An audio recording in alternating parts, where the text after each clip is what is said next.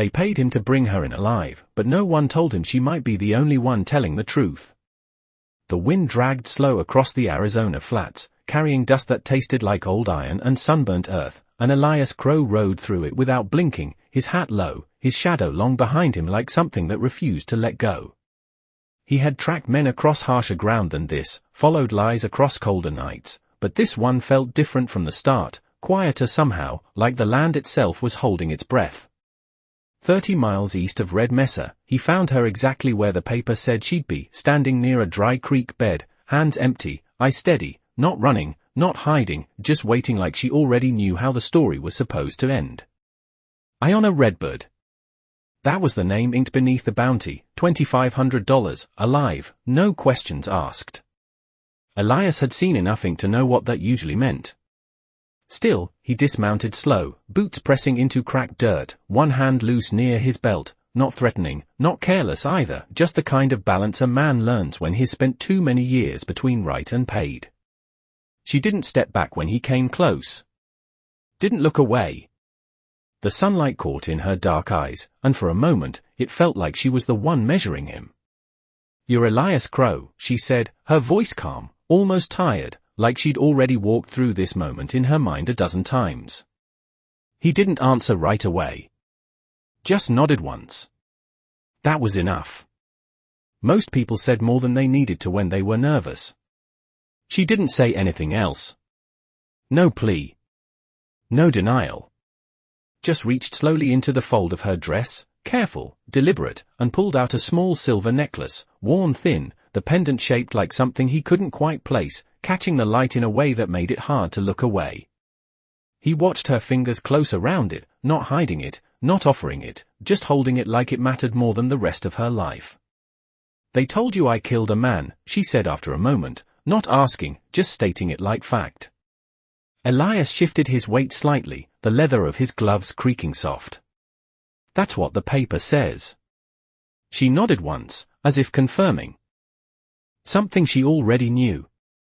The wind picked up again, brushing her hair across her face, but she didn't move to fix it. "Papers don't tell stories," she said quietly. "They finish them." That made him pause, just for a second, a small crack in the rhythm he'd built his life around. He'd heard a lot of words from a lot of people standing where she stood now. None of them had sounded like that. In the distance, a hawk circled slow, its shadow passing over them both like a warning neither one spoke aloud. Elias reached for the cuffs at his saddle, the metal catching a dull glint in the sun, and for the first time in years, the weight of them felt heavier than it should have. "You coming easy?" he asked, voice flat, routine, something to steady the moment. Iona looked past him then, toward the horizon, where the land stretched wide and unforgiving, then back to him, that same steady gaze settling again. "I've been waiting," she said. And there was something in the way she said it, not fear, not surrender, something else, something that didn't fit the story he'd been paid to believe. He hesitated just long enough to notice it, then snapped the cuffs closed around her wrists, the sound sharp in the quiet, final, like a door shutting somewhere far behind him. Neither of them looked back. The horse moved at a steady pace across the open stretch, each step kicking up soft clouds of dust that hung low in the fading afternoon light, and Elias Crow kept his eyes forward even though he could feel her presence behind him like a question he had not agreed to answer yet. The cuffs rested light against her wrists, not tight enough to bruise, just enough to remind them both what this was supposed to be. He had done this ride more times than he could count, bringing men in from bad decisions, from worse luck, from places where the line between the two had long since disappeared, but this silence was different, heavier, like it carried something unfinished between every breath of wind. Iona had not spoken since he secured her, not a single word, and that alone set her apart from every other name he had ever chased down. Most talked. Some pleaded. A few cursed. She did none of it. She simply walked when he told her to walk, mounted when he told her to mount, and now rode behind him with that same stillness, like she was waiting for something that had not happened yet.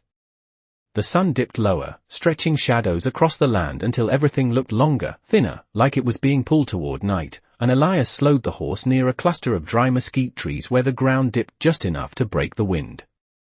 "We stop here," he said, voice low, practical, more to fill the space than anything else. He dismounted first, boots hitting dirt with a dull thud, then reached up to steady her as she slid down, though she did not need the help. Her balance was sure. Always had been, it seemed. He noticed that now. The small things. The way she moved without hesitation. The way her eyes tracked the horizon before anything else. Not like someone running. Like someone remembering. He tied the reins loose, gave the horse a moment to breathe, then crouched near a flat patch of ground and began to set a small fire, hands working out of habit, movements quiet and efficient. The smell of smoke came slow, thin at first, then steady, curling upward into the cooling air. Night in this part of the country came fast once the sun decided it was done.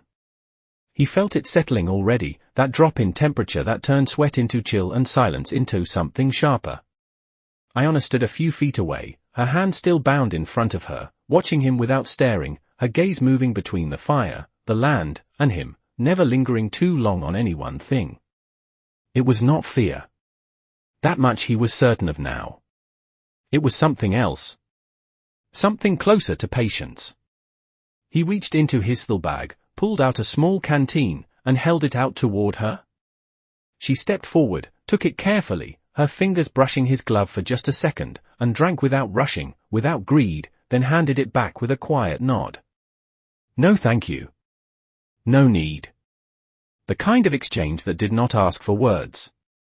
Elias studied her for a moment longer than he meant to, then looked away first, like a man who did not trust what he might find if he kept looking. You do not ask why, she said finally. Her voice cutting through the quiet like something that had been waiting its turn. He did not look up from the fire as he answered. Does not change the job. The flames caught stronger now, light flickering across his face, carving lines into it that spoke of years spent under open sky and harder truths. She shifted slightly, the chain between the cuffs giving a soft metallic sound that seemed louder than it should have. It might, she said. That made him glance at her, just briefly, just enough to see that same steady expression, unchanged, like she already knew the direction this would go. People always say that, he replied, voice flat again, practiced. Right before they start explaining. A faint breeze moved through the trees, carrying the scent of dry grass and distant stone, and for a moment, neither of them spoke. Then she lifted her hand slightly, not struggling, just enough to draw attention to the cuffs, and then to the necklace still resting against her chest, the silver catching firelight now instead of sun. That man they say I killed, she said slowly, choosing each word like it mattered where it landed, he wore one like this. Elias felt something tighten in his chest, small, almost nothing, but enough to notice. He had seen that pendant before. Not on her. Somewhere else. Somewhere tied to the paper, to the ink, to the job he had not questioned. He pushed the thought aside the way he always did when something did not fit clean. Then you have a story, he said. Everybody does. She held his gaze then, longer this time, not challenging, not pleading, just steady, like she was placing something in front of him and letting him decide whether to see it or not. No, she said quietly. I have the part they left out. The fire cracked soft between them, a small sound in a wide, empty place, and Elias looked down at it again, but this time, the rhythm was off, just enough to feel it, like a trail that had started to split beneath his feet. The night settled in slow and deliberate, like it had all the time in the world, and Elias Crow sat across from the fire with his elbows resting on his knees, watching the flames the way a man watches something he does not fully trust. The desert had gone quiet, the kind of quiet that did not mean peace, only distance, and somewhere far off a coyote called once before thinking better of it. Iona had not moved much since she spoke last, her silhouette steady against the dim glow, the silver pendant rising and falling gently with each breath as if it carried its own rhythm separate from the rest of her. Elias had heard many stories in his life, enough to know that most of them were shaped to serve the one telling them, polished at the edges, trimmed of anything inconvenient, but what unsettled him now was not what she had said, it was what she had not said yet. That space between her words felt heavier than any lie he had ever been told. He reached for a small piece of wood and nudged the fire, sending a scatter of sparks upward that disappeared into the dark almost as soon as they were born, and for a moment he watched them go like they might take the question with them. "Then tell it," he said finally, not looking at her, his voice low, controlled, but no longer as certain as before. There was a pause, not hesitation, but choice, and when she spoke again, it was softer, but clearer, like something long carried had finally been set down. "The man you were sent to believe I killed," she said, "his name was Thomas Hale." The name landed between them with a quiet weight, and Elias felt his jaw tighten just slightly. He knew that name. Everyone within 50 miles of Red Mesa knew it. Landowner. Respected. The kind of man whose word traveled faster than any horse. The kind of man who did not need to explain himself twice. Elias shifted, the leather of his coat creasing as he leaned back a little, eyes narrowing just enough to show he was listening now whether he wanted to be or not.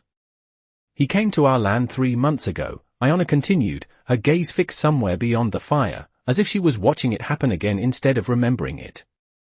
"Not with soldiers. Not with force. With papers." Elias let out a slow breath through his nose. Papers. Always papers. He had seen more lives changed by ink than by any weapon, and never in a way that left things cleaner. He said. "The land was no longer ours," she said, her voice steady, but something underneath it tightened just enough to feel. Said the lines had been redrawn. That what our families had lived on for generations now belonged to him. The fire cracked softly, the sound sharp in the stillness, and Elias stared into it, the glow reflecting in his eyes as something old and familiar began to surface. He had heard that before too. Different names. Same story. "And you just let him take it," Elias said, the words coming out rougher than he intended, more reflex than accusation. Iona turned her head slightly then, just enough to look at him directly, and for the first time there was something in her expression that edged close to something like disbelief, not at him, but at the question itself. "You think land is taken in a single moment," she said quietly. "It is not. It is taken in small pieces, over time, until one day there is nothing left to stand on." The word settled into him in a way he did not expect, not loud, not forceful, but steady, like water wearing down stone. He did not respond. Instead, he waited, and she continued. "Thomas Hale did not come alone," she said. "He brought men who agreed with him. Men who needed his version of truth to be real." Elias felt that small tightening in his chest again, sharper now. He had worked for men like that before. Maybe still did. "There was a meeting," she went on. "They called it fair. Said both sides would be heard." A faint, almost humorless breath escaped her then. Only one side was allowed to speak. Elias looked up at her fully now, the firelight casting shadows across his face that made it harder to read, but his eyes had changed, just slightly, just enough to show that something had shifted from dismissal to consideration. "And what happened to him?" he asked slowly, "if you did not kill him?" Iona lowered her gaze to the pendant, her fingers brushing it again, not out of comfort, but recognition. "He died," she said simply. "But not by my hand." The words hung there, incomplete, waiting for something else to follow, but she did not rush to fill the silence. She let it sit, let him feel it, let him decide what to do with it. Elias leaned back further, his eyes drifting toward the dark horizon beyond the fire, where nothing moved but the idea of something that might, and for the first time since he had taken the job, he realized that the trail he thought he was following might not lead where he had been told it would, and worse, that it might lead somewhere he could not walk away from as easily as he had planned. The fire had burned lower by the time the moon climbed high enough to wash the land in pale silver, and Elias Crow had not moved much from where he sat, but something inside him had shifted in ways he could not name and did not like. He had built his life on simple lines, clear edges, jobs that started and ended with the same kind of certainty, but now those lines felt blurred, like tracks half erased by wind before he had time to follow them. Iona remained where she was, the same quiet presence across from him, her hands still bound, though she carried them as if they were nothing more than an inconvenience, not a limit. The pendant rested against her chest, catching moonlight now instead of fire, its dull shine softer, older, like it had seen more years than either of them.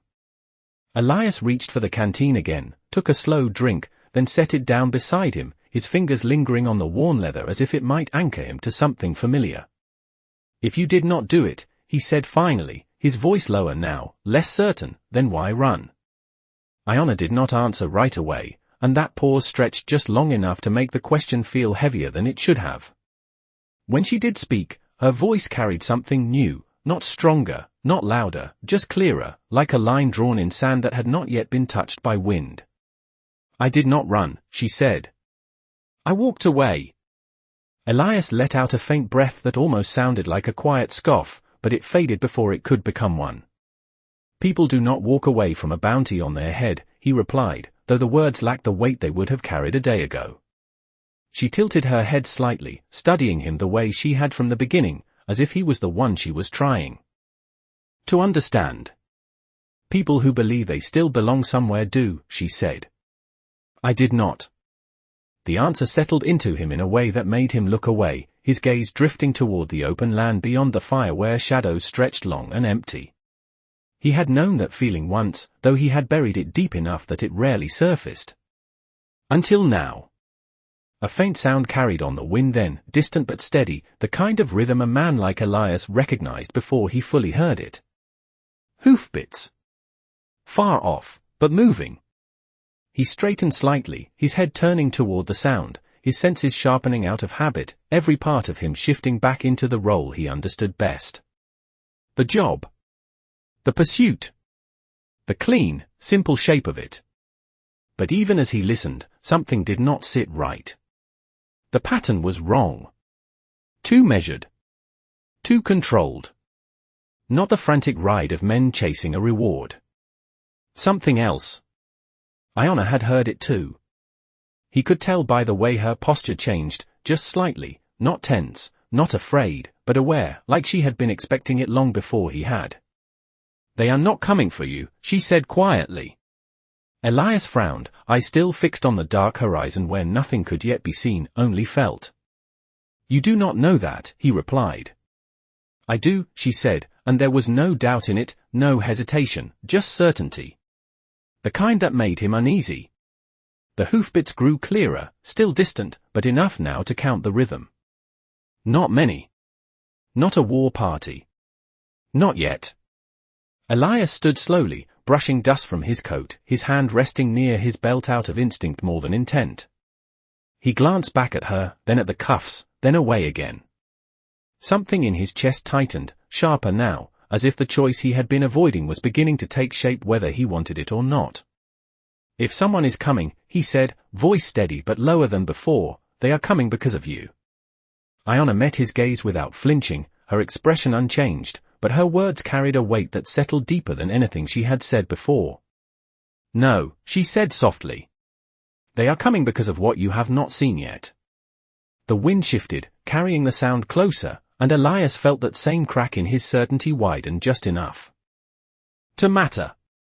He looked out again, eyes narrowing, searching the dark for movement, for something solid to hold on to, but all he found was distance and the growing sense that this was no longer a trail he controlled. Behind him, the fire gave one last soft crack, a fading sound, and for the first time in a long while, Elias Crow realized he might not be the one leading this story forward anymore, only the one standing in the middle of it. The sound of hoofbeats rolled closer across the open land, no longer distant enough to ignore, and Elias Crow stood still for a moment longer than a man in his line of work usually allowed himself, listening not just to the rhythm but to what it meant, because this was no longer about distance, it was about intent. He had heard enough riders in his life to know the difference between men chasing something and men arriving for something, and this felt like the latter. Measured. Certain. Like they already knew where they were going.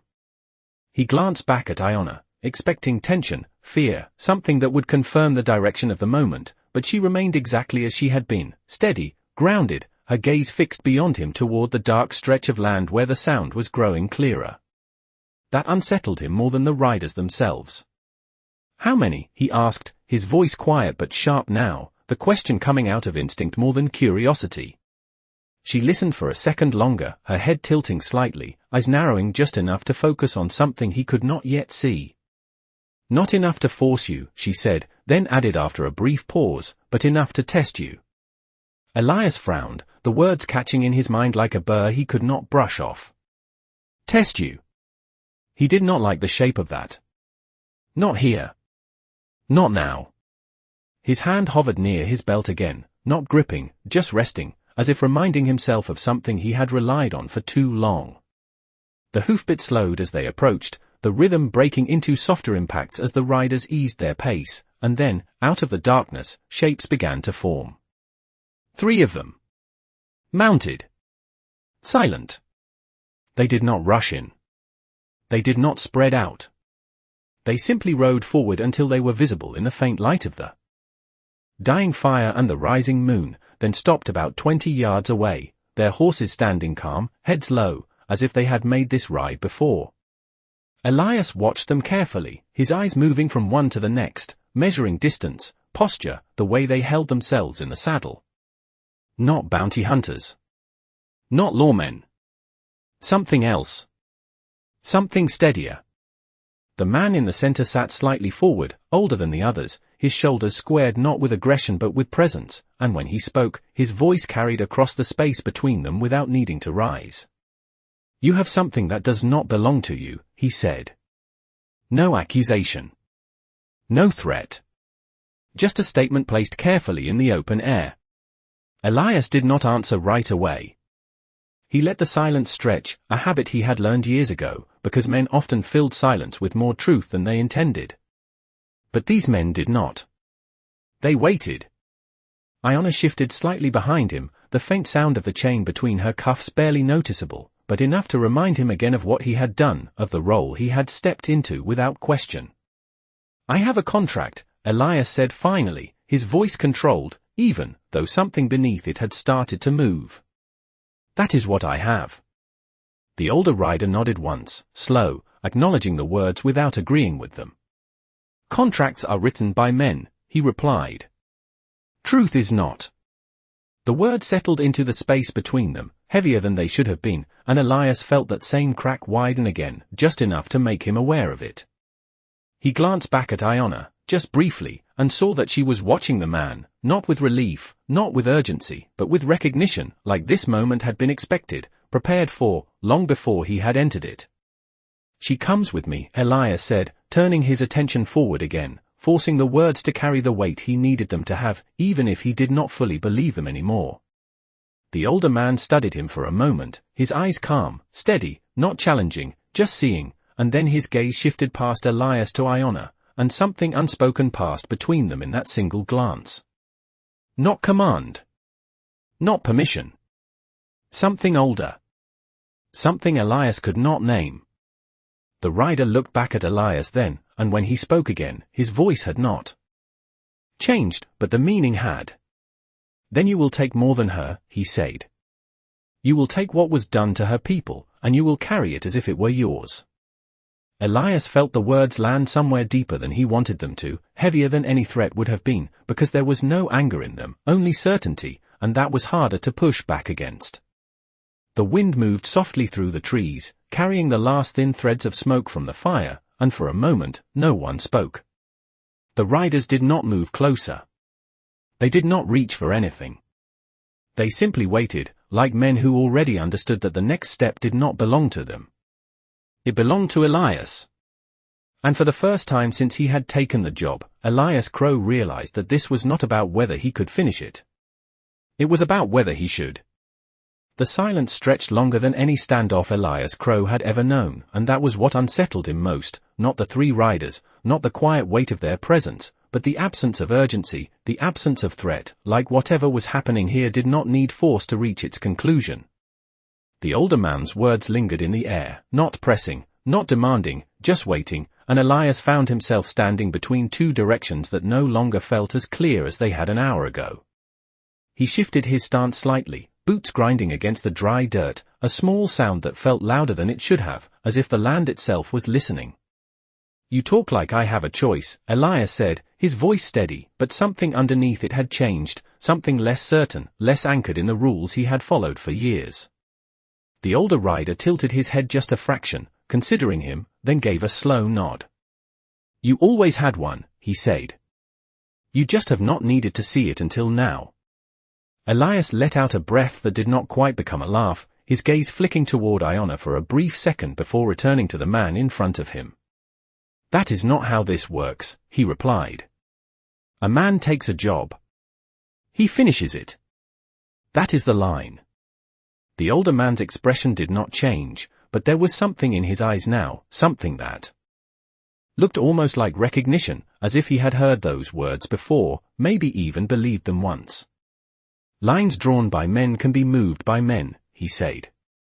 But the ones drawn by truth do not move at all.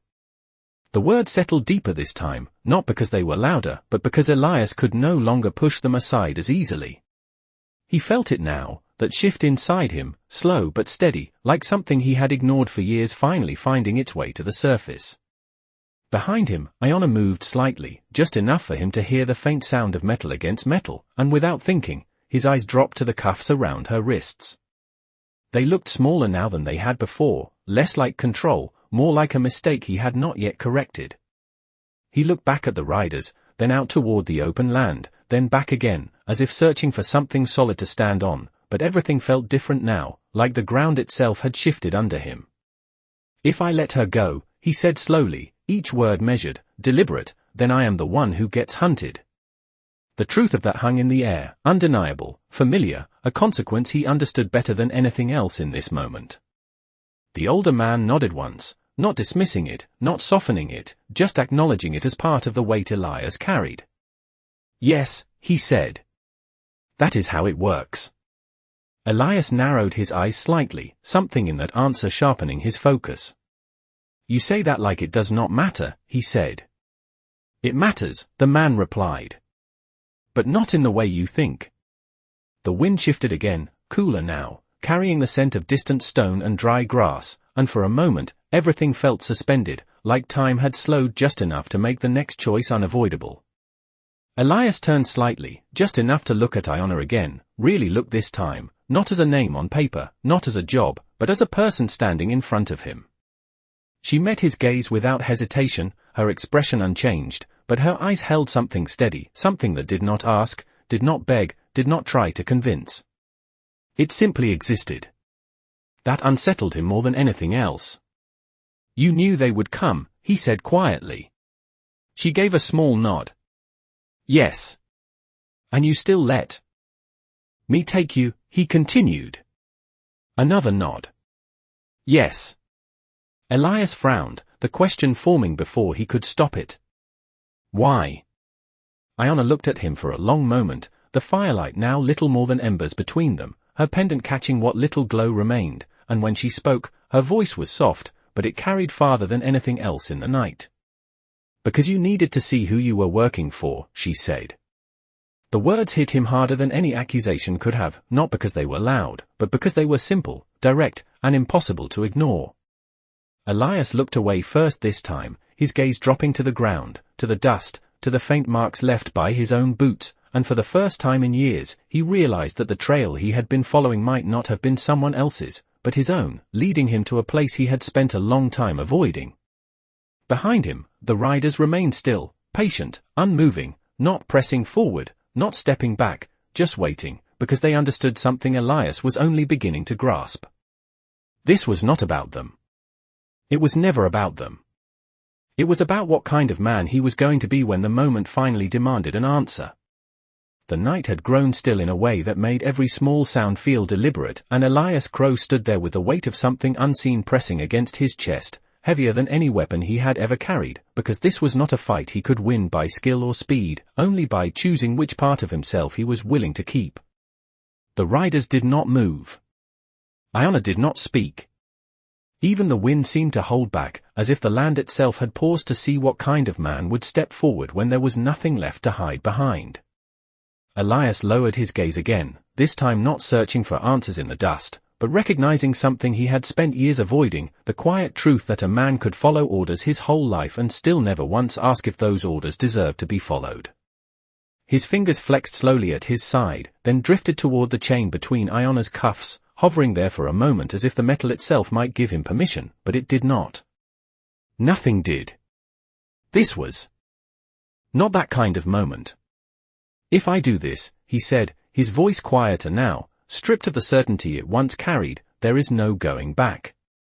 The older rider inclined his head slightly, not urging, not resisting, simply confirming what Elias already knew. There never was, he said. Elias let out a slow breath, his shoulders easing just a fraction, not from relief, but from something closer to acceptance, like a man who had finally stopped pretending the road ahead was the one he had planned to take. He stepped closer to Iona, the faint glow of the dying fire catching in his eyes, and for a brief moment, he hesitated, not because he doubted her, but because he understood now what this meant for him.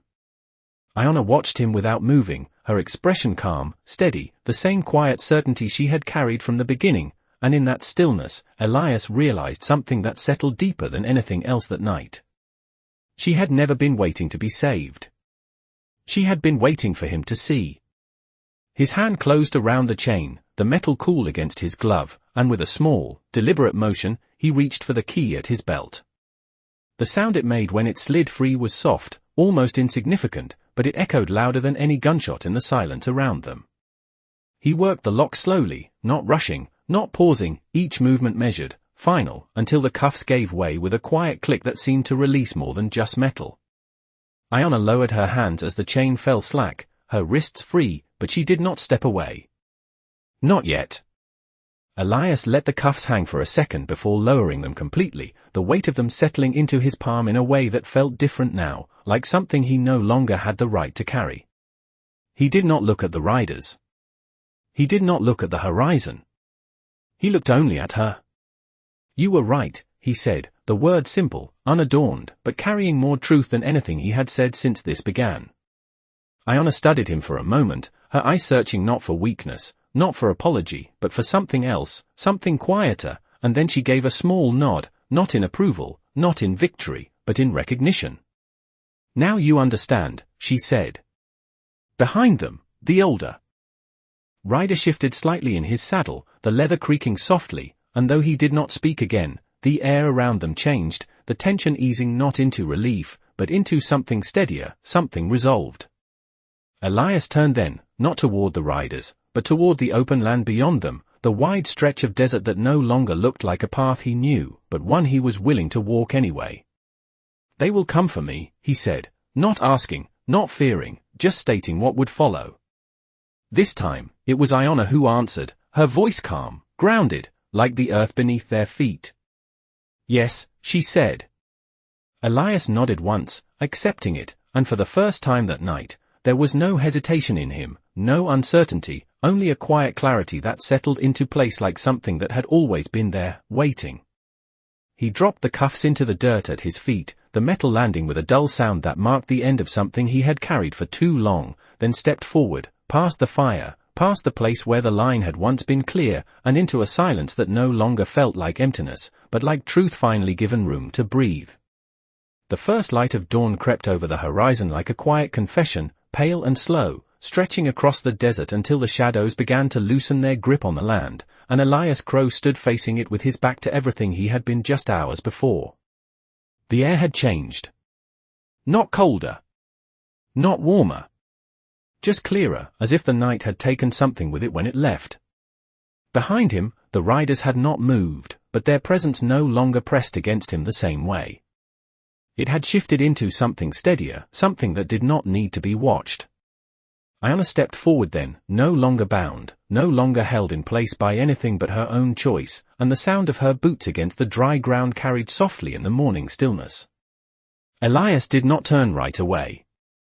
He watched the horizon instead, the thin line of gold growing stronger, until the shape of the land became something new again, something he could not mistake for what it had been before. You will not go back, she said quietly from behind him. It was not a question.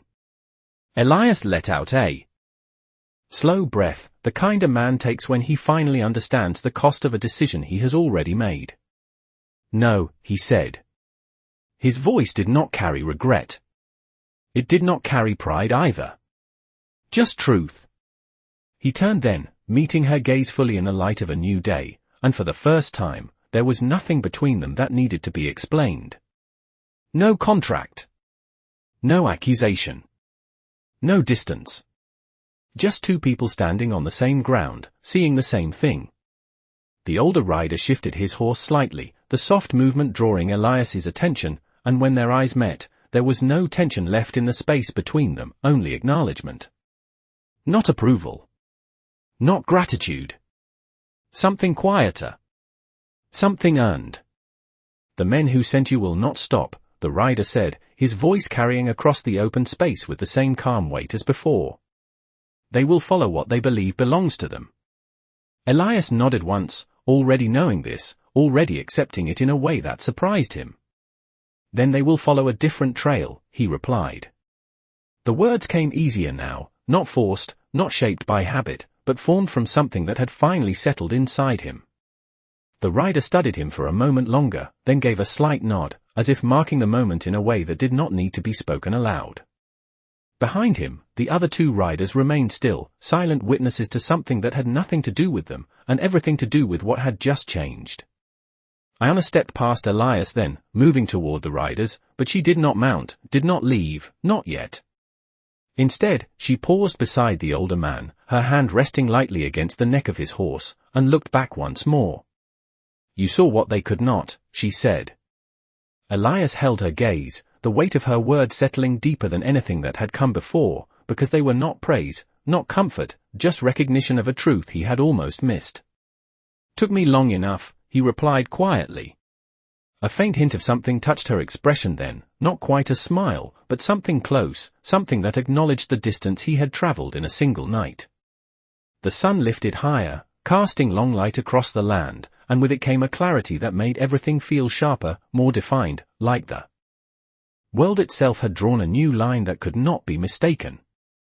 Elias glanced down briefly at the spot where the cuffs still lay in the dirt, half buried in dust, and for a moment, he considered picking them up, out of habit, out of instinct, but he did not. He left them there. Some things were not meant to be carried forward. He looked back up, toward the open stretch of land that lay ahead, miles of it, empty and waiting, and for the first time in years, he did not see it as something to cross, but something to choose. Behind him, the riders began to turn, their horses shifting with quiet purpose, not in retreat, not in departure, but in continuation of something that had already been decided. Iona moved with them, but before she fully turned away, she stopped once more, her voice reaching him one last time, carried on the early morning air. "The truth does not chase," she said. "It waits." Elias stood there as the distance between them grew, watching until their figures became smaller against the wide expanse, until the sound of hooves faded into the same silence they had come from, and then there was nothing left but the land, the light, and the path in front of him. He adjusted his hat slightly, not out of habit, but out of something that felt like readiness, and without looking back again, Elias Crow stepped forward into the open desert, no longer following a trail, but finally choosing one. By mid-morning, the sun had climbed high enough to press heat back into the earth, and Elias Crow walked alone across a stretch of land that looked the same as it always had, wide, dry, endless, but felt different beneath his boots, like each step now belonged to him instead of a trail someone else had drawn. The wind had picked up again, carrying thin ribbons of dust that curled around his legs before drifting away, and somewhere behind him, far enough to be almost forgotten, lay the place where he had left the cuffs in the dirt, where a version of himself had ended without ceremony. He did not look back. Not once. Ahead, the land rose gently toward a ridge that marked the edge of Red Mesa territory, and beyond that, somewhere past the line where sky met ground, waited the men who had written his last job for him, men who believed that truth could be arranged the same way ink could be placed on paper.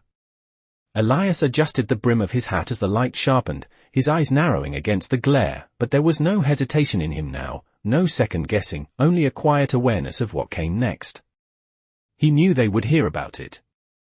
Word traveled fast in places like this, faster than horses sometimes, carried by whispers, by glances, by the simple fact that a man who did not return with what he was sent for always left a trail behind him. And Elias Crow had never failed a job before. Not until now. A faint sound reached him then, not from behind, not from the horizon, but from somewhere off to his right, soft, measured, and familiar. He slowed, turning his head slightly, and after a moment, he saw them. Not 3. Not 5. More. figure standing along the ridge, spaced wide, still as stone, watching. They did not move closer. They did not call out. They simply stood, their presence stretching across the rise like a line that had always been there, unseen until now. Warriors. Dozens of them. Maybe more beyond what he could see. The number did not matter. What mattered was the stillness. The discipline. The choice not to act. Elias stopped walking, his boots settling into the dust, and for a long moment, he simply stood there, facing them across the distance, the sun casting light between them like something that needed no explanation. No one raised a weapon. No one spoke. The silence held, heavy but not threatening, like a judgment already made and already understood. Elias felt it then, not as pressure, not as fear, but as something steadier, something that settled into his chest with a quiet finality. This was not a warning. It was not a test anymore. It was acknowledgement. He gave a small nod, almost without thinking, a gesture so slight it might have gone unnoticed by anyone else, but out here, nothing went unseen. One of the figures on the ridge shifted, just enough to be real, and then another, and slowly, without sound, they began to turn, one by one, not away from him, but back toward whatever lay beyond the rise, their purpose already decided. No pursuit. No claim. No demand. Just departure. Elias watched until the last of them disappeared beyond the ridge, until the line that had marked their presence faded back into the shape of the land, and the desert returned to what it had always been, open, indifferent, endless. He stood there a moment longer, letting the silence settle again, but this time it did not feel empty. It felt earned. He reached into his coat slowly, pulling out the folded paper that had started all of this, the bounty notice, worn now from being carried, the ink still clear, still certain, still wrong. He looked at it for a second, just long enough to recognize the man he had been when he first took it, then folded it once more, smaller this time, and let it slip from his fingers. The paper drifted down, caught briefly in the wind before settling into the dust at his feet, where it belonged. Elias adjusted his belt, his coat, small movements, practical, but there was no return to what had been. That part was finished. He lifted his gaze again, scanning the horizon not for a trail, not for a target, but for something else entirely, something he had not been looking for before. A direction that did not come with instructions. A path that did not need permission. The sun climbed higher, the heat rising with it, and Elias Crow took another step forward, then another, his shadow stretching out behind him, no longer something that followed, but something that marked where he had been. Out here, there were no words for what had happened. No record. No witness that would carry it beyond this place. But that was not how justice worked out here. It did not need a crowd. It did not need a voice. It only needed a man willing to see, and once he did, willing to walk a different way. And Elias Crow walked on, the land opening before him, quiet, vast, and finally, honest.